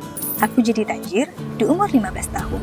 Tonton video ini sampai akhir dan kamu bakal tahu kesulitan yang kamu hadapi ketika kamu tajir dan gimana ngadepinnya. Aku nggak pernah kenal orang tuaku. Sejak kecil, aku dibesarkan di panti asuhan. Aku beruntung. Kami punya guru dan anak-anak asuh yang baik banget. Kami semua keluarga dekat. Pas seseorang diadopsi, yang jarang banget nih kejadian. Kami semua jadi bosan banget. Tapi tetap komunikasi kalau memungkinkan. Aku tinggal di tempat ini selama 15 tahun. Dan aku nggak pernah kepikiran bakal ada orang yang ngadopsi aku. Tapi suatu hari, pasangan suami istri kaya datang ke tempat kami. Mereka nggak bisa punya anak dan pengen ngadopsi anak dari panti asuhan. Bahkan, mereka mau anak yang lebih tua buat ngindarin kekhawatiran mereka mengenai anak kecil. Jadi, pilihan mereka jatuh kepada aku. Bertemu mereka. Kelihatannya mereka orang yang baik. Selain itu, mereka kaya banget. Artinya, aku bakal hidup dengan nyaman. Beberapa minggu kemudian, aku pindah ke rumah mereka. Rumahnya villa 3 tingkat yang gede banget di tengah kota kami. Aku dapat kamar yang besar, komputer, PlayStation, dan makanan yang enak. Aku juga dikasih uang jajan yang banyak banget. Aku seneng banget. Kamu pernah ada di situasi di mana kamu dapat semua yang kamu mau? Tapi seiring waktu berlalu, aku mulai sadar semuanya nggak berjalan semulus yang aku pikirkan. Pada sewaktu-waktu, mereka mulai bicara dengan nada kasar dan dingin. Kalau aku ngelakuin kesalahan, mereka mulai nyumpahin aku dan nyalahin aku udah bersikap ceroboh. Awalnya aku pikir ini bakal berlalu, tapi tuntutan mereka justru semakin meningkat. Aku capek berurusan dengan ini semua. Jadi aku tanya, apa maksud dari semua ini? Pas makan malam, aku bilang kalau aku sadar mereka sering marah sama aku. Dan aku pengen tahu apa masalahnya. Mereka bilang semua baik-baik aja, tapi aku nggak puas dengan jawaban mereka. Aku bilang ke mereka bakal lebih baik kalau kita bahas masalah ini. Tapi mereka justru makin marah dengan kata-kataku. Setelah pertanyaan lain, ayahku langsung marah dan ngomel tentang sikapku yang buruk. Ibuku mendukung semua kata-kata ayahku. Setelah pertengkaran itu, mereka tarik balik uang jajanku dan nyuruh aku balik ke kamar. Aku pura-pura nurut. Terus aku kabur dari rumah buat ketemu teman pantiku Robin. Kita janjian ketemu di taman kota. Pas ketemu Robin, dia bilang dia punya kabar buruk. Panti asuhan kehabisan uang. Bantuan dari pemerintah nggak cukup. Dan kalau ini terus berlanjut, panti akan ditutup. Aku nanya, apa yang bakal terjadi sama anak-anak panti? Robin bilang mereka bakal dipindahin ke beberapa panti asuhan lain di kota terdekat. Ini menakutkan. Anak-anak kan deket banget satu sama lain. Bakal nyakitin mereka kalau mereka dipisah kayak gitu. Apalagi kita nggak tahu kalau ibu asuh di panti lain bakalan sebaik ibu asuh kita. Aku janji Robin, kalau aku bakal berusaha bantuin panti asuhan dengan cara apapun yang aku bisa. Besoknya, aku datang ke ayah angkatku dan kasih tahu dia situasi panti asuhan. Aku harap dia yang cukup kaya bisa bantu panti asuhan di mana aku dibesarkan. Ayah angkatku salah paham. Dia mulai nuduh aku berusaha untuk dapetin uang dari dia, dan aku nggak ngerti gimana susahnya dia cari uang. Akhirnya dia ngelarang aku ketemu dengan anak-anak panti. Katanya nyegah aku buat jadi bagian dari komunitas panti. Aku kecewa, tapi aku nggak nyerah. Aku mulai mikirin cara lain buat bantuin panti asuhan. Aku mutusin buat kerja, tapi ada satu masalah. Semua iklan yang aku lihat nyari orang yang bukan di bawah 16 tahun. Akhirnya, aku lihat brosur distributor yang nggak nyebutin umur minimum. Aku hubungi mereka, dan mereka langsung rekrut aku. Aku mulai kerja setiap hari sepulang sekolah. Bayarannya nggak banyak, cuma aku harus ngelakuin sesuatu. Kalau kamu mau kerja selama 6 jam setelah sekolah, kira-kira buat apa? Suatu hari, aku lihat 2 orang laki-laki. Aku kenal mereka sebagai teman ayahku. Mereka cuma dada dan lewat depan aku. Aku nggak peduli. Tapi beberapa hari kemudian, ibu angkatku nggak di rumah, dan ayah angkatku manggil aku. Dia kelihatan tegang dan serius. Temennya kasih tahu kalau aku bagi-bagiin brosur, dan dia nggak suka banget denger itu. Dia bilang aku seharusnya nggak buang-buang waktu untuk hal yang nggak masuk akal, dan fokus belajar ekonomi dan bisnis. Jadi aku bisa jalanin bisnisnya di kemudian hari. Dia nggak nanya apa yang pengen aku lakuin. Dia udah mutusin semuanya buat aku. Aku marah. Dan aku bilang pendapat aku ke dia. Aku bilang, dia bukan siapa-siapa, dan dia nggak punya hak buat nentuin apa yang aku lakuin. Ini bikin dia marah. Dia mulai teriak, dan nuduh aku sebagai anak nggak tahu diri. Dan dia bilang kalau aku harus dengerin dia, karena dia ayah aku. Aku nggak akan berlutut. Jadi aku jawab dia. Aku bilang dia serakah, dan gila yang nggak akan pernah jadi ayah aku. Saat itu juga aku ditampar. Ayahku yang mukul aku, berdiri dengan nafas terengah-engah, wajahnya merah dengan amarah. Aku kesakitan. Bukan secara fisik, tapi secara mental. Aku pun mulai nangis. Dia minta aku buat gak bicara dengan siapapun tentang kejadian ini. Ngancem bakal ngerusak hidup aku kalau aku bicara. Dia bilang, dengan relasinya, dia bisa dengan mudah masukin aku ke penjara. Dan nyabut kesempatan aku buat dapetin kerjaan. Dia pergi, dan aku balik ke kamarku. Nangis dan gemetar sama ketakutan. Aku sadar aku nggak bisa tinggal lebih lama di sini. Aku kemas baju aku pada malam hari. Tapi sebelum pergi, aku punya ide. Aku pikir ayah angkatku bener-bener bajingan. Dan layak buat aku ngambil uang dari dia dan kasih panti asuhan. Aku jalan pelan-pelan ke kamar orang tuaku, supaya nggak bangunin siapapun. Aku nemuin dompetnya di dalam tasnya. Aku pun tiba di panti asuhan. Aku ketemu ibu asuh dan nyeritain semua yang udah terjadi.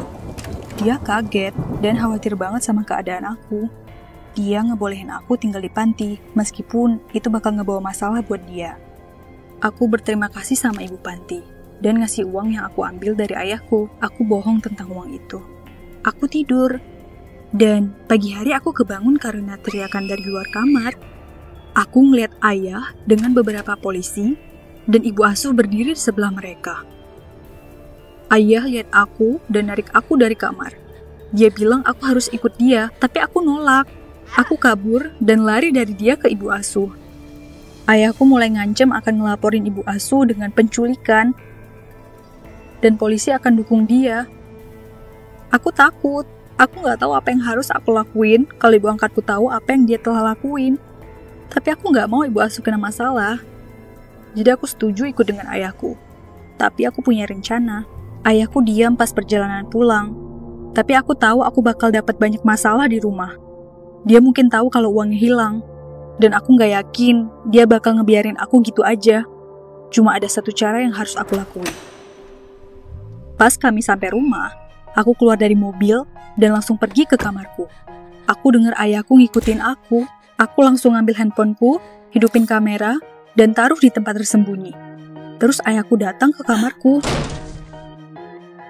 Tanpa bilang apapun, dia nampar aku dan teriak. Aku gak pernah merasa sehina ini.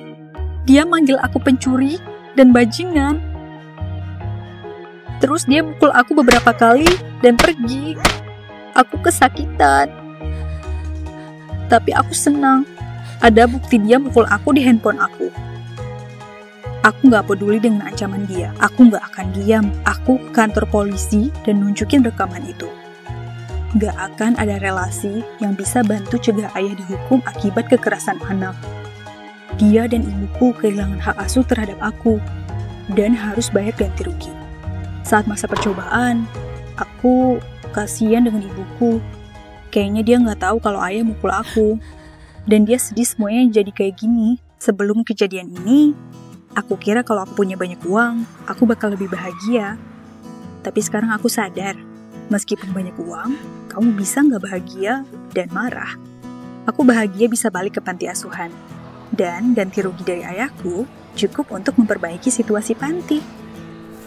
Pas di panti asuhan, aku mulai lebih menghargai tempat ini. Dan mulai aktif bantuin kerjaan rumah dan rawat bayi-bayi. Dan bekerja sebagai promotor, aku sadar ini adalah waktu untuk mikirin profesiku di masa depan dan mutusin untuk membaktikan diriku pada pekerjaan sosial biar bisa kasih kebahagiaan buat orang-orang yang ada dalam kesulitan kayak aku. Kalau kalian suka cerita ini, subscribe ke channel, like video, dan klik tanda lonceng. Dengan cara ini, kalian bisa jadi orang pertama yang nonton cerita-cerita terbaru kami. Semua yang terbaik buat kamu. Biarkan kekayaan gak melewati kamu, yang penting kamu gak punya masalah. Hai, aku Zoe dan berusia 16 tahun. Pernahkah kamu merasa terasing di lingkungan? Ketika kamu bersinar dan bahkan takut akan... Apa yang akan kamu lakukan jika kamu dibully dan ditertawakan karena penampilanmu? Tonton video ini sampai akhir dan kamu akan mempelajari bagaimana untuk hidup dengan muka buruk. Kamu jarang berpikir tentang kenyataan bahwa penampilan bisa mempengaruhi hidupmu sangat besar, terutama ketika kamu menyukainya. Setiap hari aku menerima pujian dan semua teman orang tuaku terharu melihatku dan mengagumi kecantikanku. Nyatanya, ibuku adalah seorang kosmetologi dan ayahku adalah ahli bedah kecantikan. Dan tentu saja orang yang menciptakan kecantikan memiliki anak yang paling cantik. Aku secara aktif bergabung di cheerleading. Salah satu dari gadis populer di sekolah, dan bahkan seorang presiden sekolah. Aku memiliki pacar tampan, David. Hampir semua gadis ingin menjadi aku, dan aku menikmatinya. Hidupku adalah sebuah dongeng yang berakhir setelah hari itu. Aku sedang menyetir ke sekolah dengan pacarku. Kita memiliki percakapan menyenangkan, dan tidak benar-benar melihat jalanan. Aku tidak biasa mengenakan seat belt, karena aku berpikir tidak akan ada hal buruk terjadi padaku. Tapi tiba-tiba mobil terbang ke arah kita dan David kehilangan kendali atas mobilnya. Seketika aku merasakan tekanan hebat yang melempar kita ke sisi jalan. Aku merasakan pecahan gelas di wajahku dan merasa kebal. Pernahkah kamu berada di kecelakaan mobil? Maka kamu akan mengerti bahwa aku ada di keadaan syok waktu itu. Jadi aku tidak begitu mengingatnya. Wajahku sembuh dalam sebulan dan aku harus berjalan dengan perban di seluruh kepalaku. Aku merasa sakit, teriris setiap hari. Setiap hari tidak tertahankan. Aku berpikir itu adalah hal terburuk yang bisa terjadi padaku. Sampai akhirnya perban dilepas. Untuk pertama kalinya sejak kecelakaan, aku pergi ke cermin untuk melihat diriku dan merasa syok. Lukanya sangat dalam, sehingga mereka meninggalkan bekas buruk di wajahku. Seperti seseorang baru saja mengirisku dengan pisau. Dan meninggalkanku seperti ini, karena kulit dipenuhi luka, warnanya tidak lagi sama, tapi menunjukkan luka bakar, dan keseluruhannya dilengkapi dengan hidungku yang tidak lagi sempurna, yang hanya bisa disembunyikan oleh burka. Apakah ini benar aku? Tidak, aku sedang melihat ke orang yang berbeda. Sekarang aku terlihat seperti orang aneh di film horor. Seluruh wajah sangat menakutkan, dan alis tidak sama rata. Dan sedikit tersisa, dan mata penuh dengan ketakutan. Ini bukan aku lagi. Tidak ada jejak dari kecantikan yang dulu ada. Aku pulang ke rumah dan mengunci diriku di kamar. Aku tidak keluar untuk beberapa hari dan tidak ingin makan atau minum. Aku memecahkan semua cermin di kamar karena aku tidak bisa melihat diriku sendiri. Tangis menusuk wajahku karena sisa luka. Aku merasa buruk. Wajahku yang manis dan cantik berubah menjadi ini. Dan sekarang aku harus hidup dengannya. Orang tuaku berusaha mendukungku. Aku dijadwalkan untuk check up rumah sakit dalam seminggu untuk melihat apa aku memiliki komplikasi. Jadi kita tidak begitu membicarakannya. Satu malam, aku mendengar ayahku berbicara di telepon dengan seseorang dokter. Dia berbicara tentangku. Aku tidak bisa menahannya. Aku menghampirinya untuk bertanya, apa ada yang bisa kulakukan dengan wajah burukku? Ayahku berjanji bahwa dia akan melakukan semua kemungkinan untuk mengembalikan aku ke normal. Ayahku tahu seorang ahli bedah yang bisa menolongku. Aku mulai percaya bahwa aku bisa melihat refleksiku di cermin lagi. Tapi saat check up, harapanku dihancurkan. Dokter berkata bahwa operasi sekecil apapun tidak boleh dilaksanakan sekarang. Semua di dalam diriku hancur. Hari yang menyakitkan hampir berakhir, dan aku akan segera pergi ke sekolah. Yang merupakan mimpi burukku. Aku sudah melihat anak-anak di sekolah malu melihatku, ketakutan, dan memberikan sebutan padaku. Tidak ada yang mengunjungiku kecuali orang tuaku, tapi ribuan mata akan melihatku saat di sekolah. Ketika hari ke-X tiba, aku ingin tanah menelanku sehingga tidak akan ada yang menyadari kehadiranku. Seketika saat aku membuka pintu sekolah, aku menyadari bahwa aku bukan siapa-siapa lagi di sini. Kepopuleranku telah hilang. David bahkan tidak berbicara denganku. Dan semua temanku tampaknya mendukungku, tapi di belakangku mereka tertawa dan muncul dengan sebutan Freddy. Aku menyelinap ke sudut antara loker dan menangis di sana. Tapi satu gadis yang biasa aku bully datang menghampiri dan mendukungku. Itu tidak disangka, jadi aku mendorongnya pergi. Setiap hari baru semakin sulit. Aku mencoba berbagai makeup, tapi tidak bisa menyelamatkan wajahku dan plester tidak membantu juga. Jadi aku mulai menutupi wajahku dengan rambut, mendorongnya ke depan memakai penutup kepala atau selendang. Tapi itu tidak menjadi lebih baik. Semua orang mentertawakanku dan memanggil sebutan. Tapi gadis itu, dia mendukungku. Dan seiring waktu, kita mulai berbicara. Namanya adalah Sally. Aku tidak mengerti kenapa dia melakukan ini, tapi karenanya, aku mulai tersenyum lebih sering.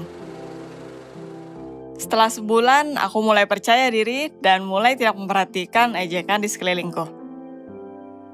Apakah mereka pernah mentertawakanmu di sekolah? Maka kamu tahu bagaimana perasaanku. Aku berusaha untuk melanjutkan hidupku, dan sepertinya semua orang di sekitarku sudah terbiasa dengan penampilanku. Itu lebih mudah untukku, dan semuanya mulai menuruni bukit lagi. Aku ditendang dari tim cheerleading, diberitahu bahwa wajahku menakuti orang. Para pria di tim football menolak untuk mendukungku. Itu adalah tusukan di belakang. Aku sudah melakukan ini lebih dari 2 tahun, dan aku ditendang begitu saja. Aku hancur. Di hari yang sama, aku dilarang untuk pencalon presiden sekolah. Seketika setelah aku menyadari konsekuensi dari kecelakaan dan situasi buruk di sekolah, aku mulai patah hati lagi. Aku merasa tidak adil, tapi aku tidak bisa berbuat apa-apa. Aku tidak lagi mencoba untuk melakukan sesuatu untuk melindungi diriku. Apalagi sejak aku tidak mendapatkan dukungan orang lain. Itu menjadi lebih sulit untukku untuk terbuka dan mempercayai orang. Jadi aku mulai merasa depresi. Aku mulai bolos sekolah dan mengunci diriku di kamar lebih dan lebih sering. Dan di salah satu hari, seseorang mengetuk pintuku. Aku membukanya dan melihat kurir dengan paket. Menandatanganinya dan mulai membukanya. Aku tidak bisa percaya apa yang terjadi. Itu adalah obat luka untuk melawan kerusakan seperti di wajahku. Aku sangat senang dan segera membalurkannya di seluruh wajahku. Aku berpikir krem itu akan menolongku. Ketika ayahku tiba, aku memeluknya dan senang. Tapi dia langsung menjelaskan bahwa obat itu adalah percobaan dan tidak ada garansi untuk hasilnya. Harapanku hancur lagi. Apa aku akan menjadi jelek selamanya? Aku menutup pintu, pergi ke cermin. Dan tercekik tangisan dan penolakan. Mengambil gunting dan secara histeris memotong rambutku di kamar mandi. Aku memutuskan bahwa wajahku akan tetap seperti ini. Setidaknya gambarannya harus cocok. Di kamar, aku menemukan jaket hitam dan merah, menemukan celana hitam dan topi, mencoba penampilan yang sesuai dengan sebutanku. Kali ini, aku siap pergi ke sekolah. Ketika aku membuka pintu sekolah, waktu seolah berhenti di koridor. Semua orang melihatku. Walaupun penampilanku buruk, ini bukan alasannya. Ketika aku semakin dekat ke meja pemilihan, aku menemukan diriku, dan di belakang berdiri Sally yang meneriakkan slogan untukku. Aku berpikir semua orang akan tertawa ke arahku dan mulai merobek selebaran dari dinding dan membuangnya ke tong sampah. Sally mencoba untuk menghentikanku, tapi aku mendorongnya dan pergi menangis. Semua mata menatapku. Sally mengejarku dan mulai menenangkanku. Dia menjelaskan semuanya kepadaku. Ternyata selama ini dia bernegosiasi dengan kepala sekolah untuk mengizinkanku berpartisipasi dalam pemilihan. Dan dia terkejut bahwa aku dilarang untuk melakukannya. Kepala sekolah terkejut bahwa aku diperlakukan seperti ini. Jadi semua orang yang memberikan vote untuk menyingkirkanku dilarang dari partisipasi eleksi. Aku tidak mempercayainya. Mereka benar-benar mendukungku.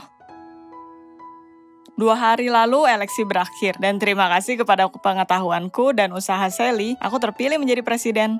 Setelah sekian lama, aku merasa senang. Berdiri di depan keramaian besar membantuku mengurangi penampilanku. Aku tidak tahu apa yang akan terjadi berikutnya, tapi aku senang untuk berpartisipasi dan aku pikir aku mulai merasakan tanah di bawah kakiku lagi. Aku berusaha untuk tidak berpikir tentang kecelakaan dan mencoba maju. Apa kamu memiliki masalah dengan penampilanmu? Jika ya, tulis ceritamu di komentar. Like, subscribe ke channel ini. Semoga harimu baik. Hai, namaku Emily dan aku berusia 19 tahun. Pernahkah kamu berada di situasi di mana mimpi buruk terbesarmu dan ketakutanmu menjadi nyata? Apa kamu merasa sepertinya kamu menjadi gila, tapi kamu tidak bisa mengatakannya pada siapapun? Ini situasi yang tepat seperti itu ketika kamu tahu, lebih baik tonton video ini sampai akhir dan kamu akan belajar bagaimana ulat-ulat keluar dari tubuhku saat malam. Ketika aku kecil, aku sering mengalami mimpi buruk. Di dalamnya aku terbaring tak bergerak di ranjang dan menatap ratusan ulat memakanku hidup-hidup dari dalam. Alasan untuk mimpi buruk adalah karena prank yang tidak berhasil. Suatu hari ketika aku kembali dari gym, aku membuka loker dan menemukan sejumlah ulat di dalamnya. Sebelum aku tahu apa yang terjadi, aku didorong menghadapnya dan dikunci. Aku berteriak ketakutan dan memohon untuk dibebaskan. Yang tidak berhasil. Ulat berada di mana-mana dan benar-benar memanjat sekujur tubuhku. Dan aku tidak sadar bagaimana aku kehilangan kesadaran. Aku terbangun di rumah. Guru memanggil ibuku dan mengatakannya apa yang telah terjadi. Ibuku mengantarku pulang dan teman sekelasku dihukum dan dikeluarkan dari sekolah. Keadilan telah ditegakkan, tapi fobia itu tetap bersamaku selamanya. Sekarang aku ada di SMA. Aku lupa tentang lelucon itu untuk waktu yang lama. Semua mimpi buruk masa kecilku dan ketakutan telah berlalu. Aku pikir, tapi aku sangat salah. Pernahkah kamu menghadapi ketakutan masa kecilmu saat dewasa? Jadi kamu pasti akan mengerti diriku. Suatu kali di kelas biologi, guru memberikan tugas ilmu pengetahuan pada kita dengan topik makhluk yang mengelilingi kita. Kita secara acak mengambil secari kertas dari topi, dengan nama, pasangan, dan nama binatang untuk dipelajari selama sebulan. Kesalahan bermula sejak awal. Aku dipasangkan dengan Michael. Dia dan temannya sudah membuli aku sejak aku masih kecil. Dia juga tidak menyukainya, jadi kami meminta guru untuk mengganti pasangan kami. Tapi dia memberitahu kami untuk tidak bertingkah seperti anak kecil dan menarik secari kertas dengan nama binatang di atasnya. Dan di sini aku juga tidak beruntung. Ulat? Untuk apa? Tidak ada yang lebih buruk dari makhluk menjijikan ini. Walaupun kita beruntung karena ibuku mempelajarinya, dia senang untuk membantu kami dan bahkan memperbolehkan kami untuk masuk ke labnya. Ini berarti bahwa kita akan melewati proyek sekolah ini dengan sempurna. Di lab, aku seketika mengingat mimpi buruk yang aku miliki saat kecil. Aku bahkan tidak ingin melihat ulatnya, apalagi menyentuhnya. Tapi aku tidak ingin Michael berpikir bahwa aku seorang pengecut, karena dengan begitu dia akan punya alasan lain untuk mengejekku. Jadi aku melanjutkan mempelajari mereka. Tak disangka, dia juga bekerja keras dan bahkan berteman dengan ibuku. Dan dia tidak membuliku tanpa teman-temannya. Suatu waktu ketika ibuku sedang memotong ulat untuk menjelaskan struktur mereka pada kami, aku merasa sakit. Aku pikir aku akan muntah. Aku tidak menunjukkannya dan memutuskan itu karena penampilan yang tidak mengenakan. Jadi ketika mereka pergi makan siang, aku tinggal untuk melanjutkan pekerjaan, berharap bahwa aku akan merasa lebih baik, dan aku tidak ingin mengkhawatirkan ibuku. Tapi aku tidak semakin baik. Kepalaku sangat pusing. Ada ludah di tenggorokanku, dan lalu semuanya menjadi gelap. Ketika aku terbangun, aku melihat ibuku dan Michael yang keduanya terlihat khawatir, berusaha menyadarkanku dengan amonia. Memutar kepalaku, aku menyadari sebuah toples yang pecah. Darinya ratusan ulat memanjat tubuhku. Aku pikir aku menyenggolnya saat aku tidak sadar. Terkejut dan terpogoh, aku melompat dan memeluk Michael dengan tangisan di mataku. Aku takut dan merasa jijik karena ulat tepat ada di depan mukaku. Dia mulai meyakinkanku, jangan khawatir, aku di sini, kamu akan baik-baik saja. Aku terkejut bagaimana dia bisa menjadi baik dan penyayangnya. Ibuku mengantarku ke dokter, tentu saja. Dia berkata bahwa aku mungkin pingsan karena stres, yang aku alami karena fobia itu dan memberikan resep sedatif untukku. Momen itu membawaku dan Michael lebih dekat.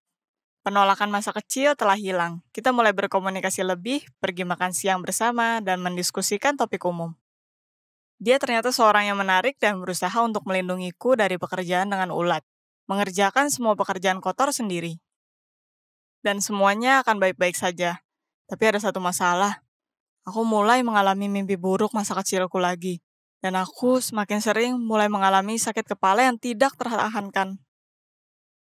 Aku memutuskan itu adalah efek samping dari sedatif yang aku mulai minum dengan dosis 2 kali lipat dengan harapan menghilangkan mimpi burukku. Suatu hari saat makan siang, Michael mengundangku ke taman bermain di akhir minggu. Dia berkata bahwa dia ingin berterima kasih kepadaku untuk bantuanku untuk proyek kita. Aku dengan senang hati setuju. Setelah semua ulat dan mimpi buruk, aku hanya ingin beristirahat dan bersantai. Aku berpikir jika ini bisa dianggap sebagai sebuah kencan, tulis apa yang kamu pikir di komentar. Dan begitulah, akhir minggu tiba. Dia menemuiku di rumah dan kita pergi. Aku tidak akan pernah melupakan hari ini. Kita bersenang-senang, bermain dengan atraksi, berjalan di taman, dan berbicara tentang segalanya. Itulah hari di mana aku menyadari aku menyukai Michael, dan dia sepertinya merasakan hal yang sama untukku. Di akhir hari, dia memutuskan untuk mengantarku pulang. Di sepanjang perjalanan, kami terdiam nyaman karena kita tidak menyadari kalau kita mulai berpegangan tangan. Ketika kita mencapai rumah, dia mengarahkanku kepadanya dan ingin menciumku, dan aku menutup mataku. Lalu seseorang memanggilnya. Mereka adalah teman-temannya. Mereka mulai bertanya, apa yang dia lakukan denganku di sini, dan jika dia akan menciumku. Aku berpaling ke Michael, berpikir dia akan membelaku, tapi dia mulai membela dirinya sendiri, berkata bahwa dia tidak akan pernah mencium seseorang sepertiku, dan dia tidak sengaja bertemu denganku, dan memutuskan untuk mengingatkanku supaya tidak lupa mencantumkan namanya di proyek sekolah, karena dia tidak akan melakukannya. Aku terkejut. Bagaimana mungkin? Mungkin pertemanan kita adalah rencana jangka panjang untuk menghancurkan hatiku. Aku menamparnya dan berlari pulang dengan tangisan di mataku. Aku hancur dan depresi, jadi aku memutuskan untuk pergi tidur.